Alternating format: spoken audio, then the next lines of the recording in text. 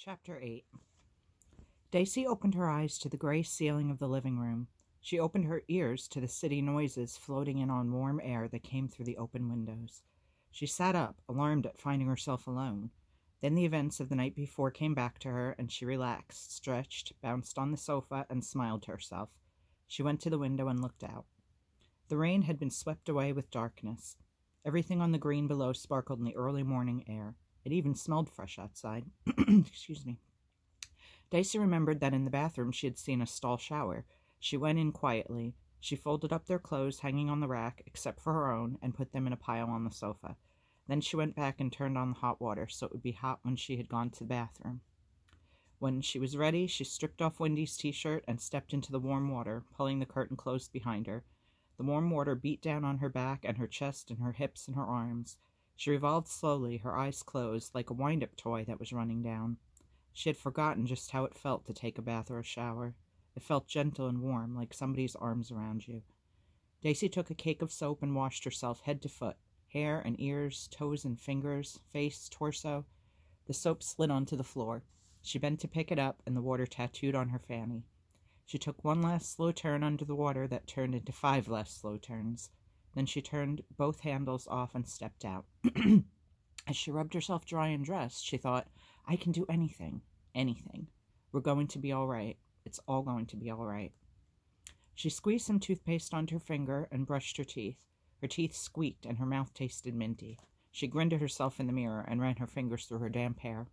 She opened wide the door of the bathroom and saw not only her brothers and sister, sleep still in their dazed eyes, but also wild-haired Wendy and Stuart. Maybeth came to take Daisy's hand. Daisy asked Wendy if they could all have showers. She turned on the water for Maybeth and returned to the living room. So, what's next? Wendy was asking. Stuart had sat down in the same chair he occupied the last night. He looked around but didn't speak. His face looked fuzzy and confused, not quite awake. Wendy answered himself. Breakfast is next, and then we have to see about getting these kids to Bridgeport. Really? Daisy asked. Really, Wendy said. Stu has a car, and it's only an hour from here. You'll do it, won't you, Stu? The gray-blue eyes rested on Daisy. I've got an 11 o'clock class. Then after the class, Wendy said. Okay, sure. Do you mind waiting? Stuart asked Daisy. Daisy shook her head at his foolishness. Do you know how long it would take us to walk it? 3 days, maybe 4. I'd be a jerk to mind waiting a couple of hours, she said. And you're not a jerk, Wendy said. He was leaning against the mantelpiece looking down at her. Nope, Daisy said. Maybe she should have been more polite, but she felt too happy for that. Other things, bossy, and I lie, and I fight, but I'm not a jerk. Wendy looked amused. He exchanged a glance with Stuart. The children paraded in and out of the bathroom, putting their clothes on in the bedroom. At last, everybody was dressed.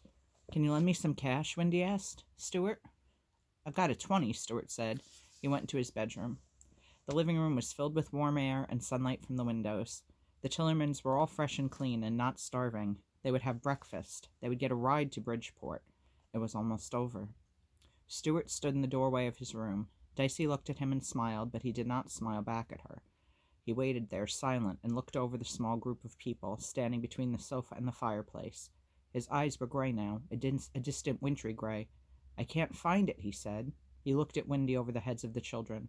You sure? Wendy asked. It's not like you to keep good track of your... It's not like you to keep good track of your money. His eyebrows made dark arches over his eyes.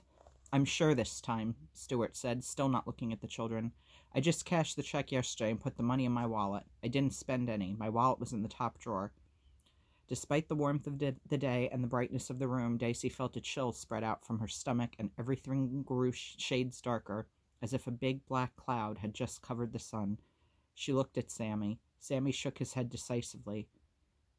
James's eyes were on the floor, and his hands were clenched in his pockets. James, Daisy said. Why don't you ask Sammy, James said. His eyes were hot and angry. Sammy said he didn't, Daisy answered. She held on to her temper. Then neither did I, James said.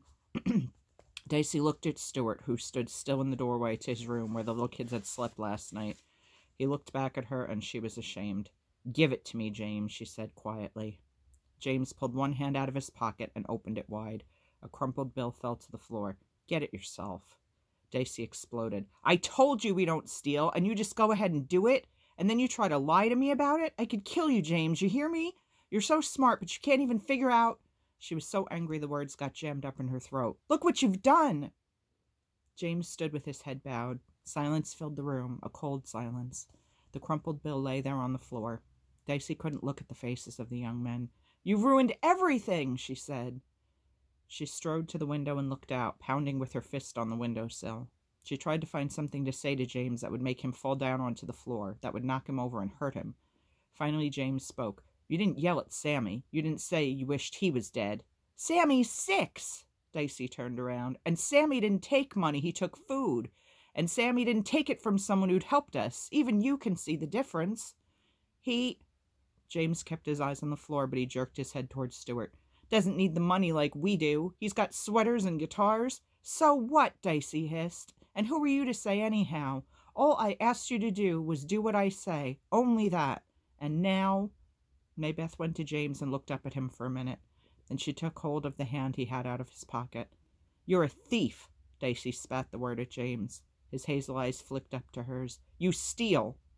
Big deal, James answered from deep within his own anger. It doesn't matter.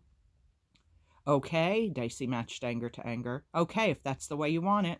But until we get to Aunt Scylla's, you will do exactly what I say to do, or I'll leave you behind. Do you understand? James nodded. Then we better get out of here. James nodded. Apologize, James, Dicey ordered. He had to obey her, so he apologized, looking into the empty fireplace. I'm sorry. Okay, let's go, Dicey said to her family. She felt sick inside. Why? Wendy unexpectedly spoke. He bent down and picked up the bill, smoothed it with his fingers, and held it out to Stuart, who came forward to take it. As far as I'm concerned, we found Stu's money. Right, Stu?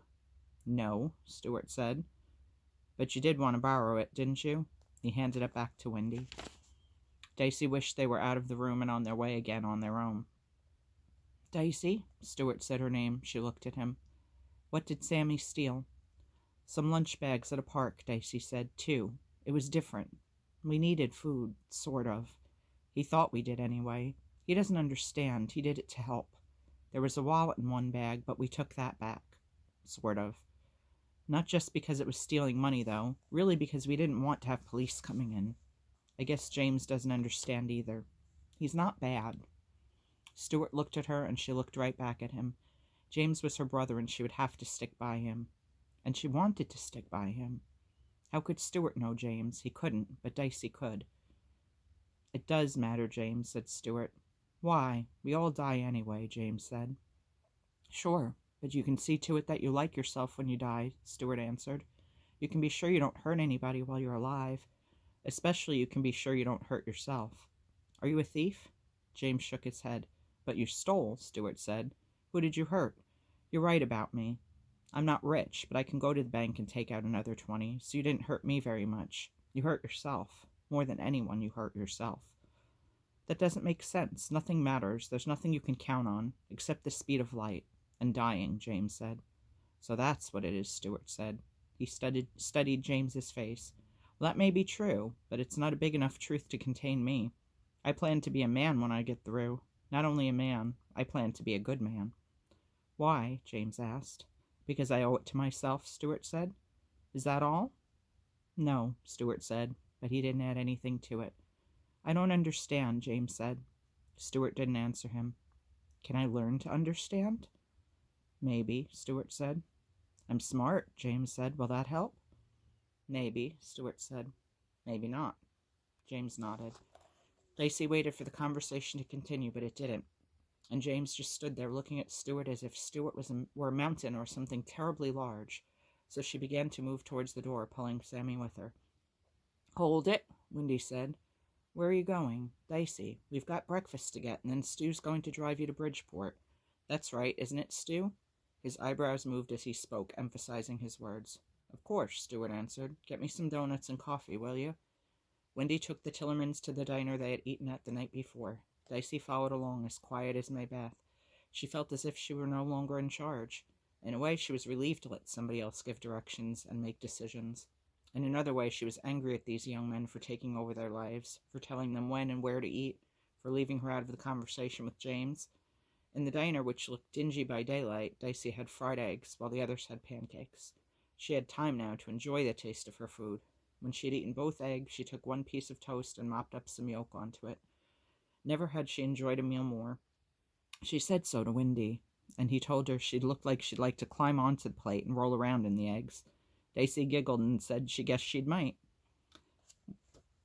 Windy finished, his own breakfast and Maybeth's. Dicey took a part of Sammy's pancakes and gave the rest to James, who was never full. They all drank milk.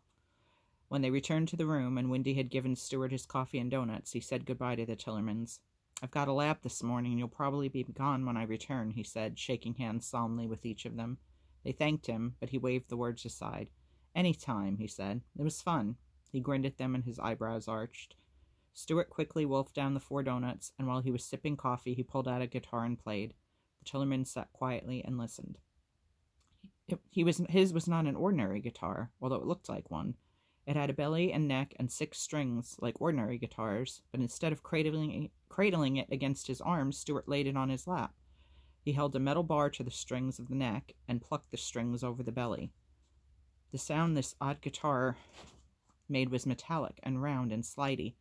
When he reached over his coffee cup, Dicey asked him what it was. "A dobro," he answered. He explained how it was made and how he played it.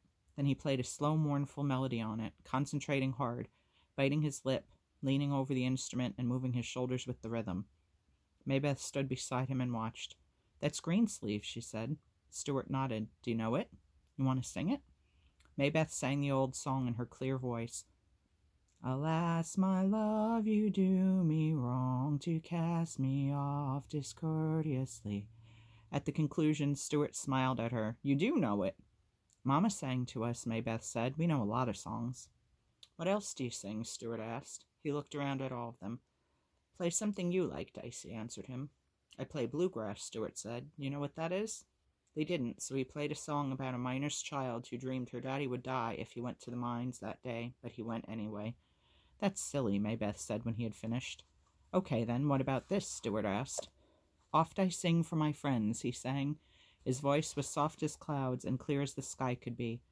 "When death's dark form I see, when I reach my journey's end, who will sing for me?" It was a short song, and Maybeth asked him to sing it again, and she joined in with him. When that was finished, she looked at them. "Do you all sing? Like that?" Dicey nodded. Then Stuart put down the dobro and said he had to go into class, but as soon as he got back, he'd take them to Bridgeport. He went into his room and came back with a guitar case, out of which he took a regular guitar. "You can mess around on these if you like," he said. Even after he left, the room was filled with the harmony they had made and the singing.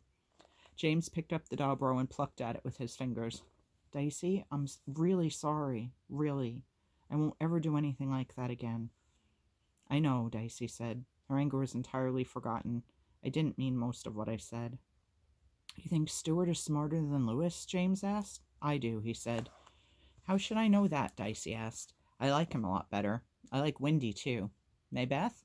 Maybeth nodded. She was looking at a book of pictures. "Sammy?" Sammy stared out the window. "How long do you think it'll be until we get there?" "Not long. They said an hour." "What's it like there?" "I don't know, Sammy. Why?" "Will Mama be there?" Dicey looked at the back of his round little head, where the yellow hair stood out at crazy angles. "No," her heart said inside her. "I don't know, Sammy," she said aloud. He didn't answer, just stood looking out. Stuart's car was a battered old black VW Bug. The 3 little ones sat in the back seat, crowded together. James sat in the middle because he could see out easiest. Dicey was in the front seat. "It's a good thing you don't have luggage," Stuart said. "We'd never fit it in." The day had grown hot and muggy. City smells hung heavy on the air. The little car clattered like a giant sewing machine. They made their way onto the thruway and joined the cars hurtling along there. Stuart stayed in the middle lane. Cars passed them on both sides. "I left my map," Dicey said. "We'll get another," Stuart answered her without moving his eyes from the road. "I don't know Bridgeport at all, do you?" "How could we?" They drove with the windows open. The air roared in their ears. Things went by so fast when you were in a car, you could barely look at anything before it was gone. But this area, all concrete and sad little houses, was the kind you liked to pass by quickly. Dicey leaned over and said loudly, "I don't know where we would have slept along this road." Where'd you sleep when you came to New Haven? Stuart glanced quickly in the rearview mirror. Behind some stores, in a little park, once in a car wash, Dicey told him. Then you'd have found some place along here, Stuart said. They went through a toll booth where Stuart paid a quarter. Then after a while, he saw signs saying Bridgeport. Stuart kept to the middle lane. Aren't we going to get off? Dicey asked. Not yet. I'm hungry, aren't you? Yes, Dicey said, but I thought we'd go down to Fairfield. It's only 10 or 20 miles on, and eat at McDonald's there. I know where that is, and I like going someplace that I know where it is. We can pick up a map of Bridgeport, too, so we can see how to get there, to your aunt's house. FYI, Kari, little trivia, I almost went to Fairfield University in Connecticut. Just saying. 10 or 20 minutes later, 2 days' walk. 4 days there and back. Dicey just nodded. If you want to, she said. What I don't want to do is drive into a strange city without a map, Stuart said. He studied the traffic behind him in the rearview mirror and turned on his signal blinker. Besides, Fairfield's pretty. Do you live there? Dicey asked. He shook his head. They pulled off the thruway and onto a 4-lane road lined with low buildings, hung over with stoplights, bleached white by the heat. This is Route 1, Dicey said. You know it? We've been on it most of the time. That's too bad. Stuart stopped at a gas station and came back with a map. He pulled into the nearby McDonald's, and they all ordered lunch. He carried their tray to a big table back in a corner. Dicey handed out the wrapped hamburgers and the parcels of French fries. She jammed straws into the Cokes. Stuart had ordered 2 Big Macs. He ate them as if he were starving. When Dicey told him this, he said he felt like he was starving most of the time. But I'll outgrow it, he said. It used to be worse. I used to eat much more, a whole large pizza, and still not feel full. Now I'm sometimes full. When I was in high school, I felt like I could eat all day long and never fill up. James nodded at him, chewing. After they had cleared the table and thrown out the wrapping papers, Stuart unfolded his map. Dicey told him the address, and he found the street easily. It was one of many little streets running across the map of the city. But it's not near the water, Dicey said. Why should it be? It's called Ocean Drive. I thought it would be near the water, a big white house.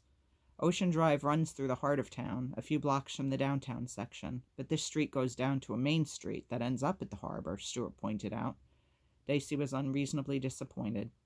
Maybe it was a joke, he suggested. Some joke. You like being near the water? In Provincetown, we were right next to it, behind the dunes, but next to it. I'm used to it. Yeah, I like it. I don't feel right unless I'm near the ocean. Same. You feel that way and you're going to Bridgeport? You're in trouble, Stuart said. Listen, are you in a big hurry? Do you want to go to a beach for a while before you go to your aunt's? Yes, James and Dicey said. No, Sammy said. I want to see Mama right away. We don't even know whether she's there, Sammy, James argued. You can wait an hour, can't you? I don't want to wait anymore, Sammy said. Dicey! Just for an hour, Sammy, please, she said. His face grew stubborn. I've decided, Dicey said. For an hour, no more. Once they got off Route 1 in Fairfield, everything was clean and neat. The houses all looked freshly painted. The lawns all looked freshly mown. The cars all looked just washed. It was the kind of place where all the door handles shone with polishing. They drove through a little village and then down by some big houses around some curves, and then Dicey could see the water. At first she only glimpsed it in the spaces between the large trees that grew around the houses. Then she could see a long, narrow beach ahead, with marshlands on the other side of the road. Sammy wanted to stay in the car, but Dicey insisted that he come out with them, at least to begin with. Then you can go back and wait in the car if you want, she said. That's fair, isn't it? They spent an hour at the beach, no more. Sammy kept track of the time on Stuart's watch. They waded and dug. The children wandered up and down while Stuart and Dicey sat watching the little waves that meandered up onto the smooth sand. Dicey stared out over the quiet blue water, knowing that although the surface was calm, the gray tides were moving underneath. She listened to the rippling waves mingled with the voices of other people at the beach. They didn't talk much. Stuart didn't seem to be a talkative person, and Dicey didn't mind. He only asked her one question. What do you do if things don't work out at your aunt's? He could have been reading Dicey's mind. She turned quickly to look at his face, but he was looking out over the water, his gray blue eyes glinting in its reflections. I don't expect Mama to be there, you know, she said. He nodded. Aunt Syl must be pretty old now.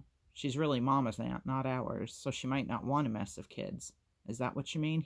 He nodded. I don't know what I'll do, or if she's not even there. I guess I'll have to go to the police then, won't I? Or somebody for help. He nodded. What do you think I should do if... His eyes turned to her. I honestly don't know, except stick together, all of you. That's the most important thing. Dicey agreed. If you can, he said, if you're able to, you might not be able to. You and Wendy, you were a big help to us, Dicey said. That's okay, Stuart said. Especially Wendy. Wendy had a good time. You brightened up his life. Especially you two. I didn't do anything. Sang you a couple songs, got you some hamburgers, and took us to the beach. Don't forget that. They found 1724 Ocean Drive without any trouble. It was one of a long row of houses that stretched down treeless streets. It was a small house, shingled with gray asphalt. 3 concrete steps led up to the plain front door. On one side of the door, 2 windows faced the street. There were thin curtains on the windows, and you couldn't see in. The house looked flat-faced and empty. Dicey sat in the car and studied it before she got out. Was this going to be their home? Lost my spot. Sorry. They clambered out of the car and said goodbye to Stuart. He left the motor running while he climbed out himself to shake hands with each one of them, James last, and wish them good luck. Then he drove off down the street, away, the little black car clattering busily. Dicey waved to him, but he must not have seen her because he didn't wave back. She turned to the closed door. She was nervous, but not in any way she had been nervous before. She looked at James and Maybeth and Sammy, standing in a silent row, and tried to smile at them. Then she went up the steps, hoping she looked more confident than she felt. At least they were all freshly washed. Dicey knocked on the door. Dun dun dun! Alright guys, sorry I missed yesterday. I was feeling a little crappy and still feeling a little crappy tonight, to be honest, but I wanted to get back on schedule with this, and yeah, we're up to chapter 9 tomorrow. We are about a third of the way into the book now. Yeah, a little more than that. So I hope you guys are still enjoying. Like I said, I'm really enjoying reading it to you and experiencing the book this way, which is new for me. I've certainly never read it aloud to myself, so I hope you're enjoying it. I will be back soon, hopefully tomorrow, with another chapter, and as usual, more stuff. Love you guys. Thanks for watching. If you enjoyed, please feel free to give this a thumbs up. Definitely hit that subscribe button if you haven't already, and click on the bell icon so you don't miss any uploads, because you never know what you're going to get from Butterflies. I was going to say Butterflies Landing. That was like my old channel name like 3 years ago. PerseveringStar. That would be this channel. All right, guys. See, I'm loopy. I'm not feeling great today, but I love you all. Have a great night, and I will see you soon. Bye.